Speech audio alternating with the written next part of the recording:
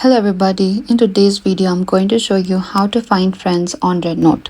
If you want to connect with people that you know on RedNote, you can use the apps, search, and you can also find the friend discovery features.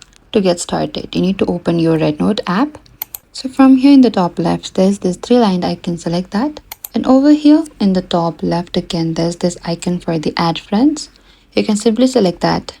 And over here you can also scan the friend UI in order to add your friends, or you can also select the contacts here on the bottom to discover your people that you already know. Or you can simply tap on the search in the top right corner and you can browse the search results. So over here you need to type your friend's username, display name, or any other information you know about the account. And after that you can go to this users, and over here simply open their profile page, and after that you can select follow here. And that is it.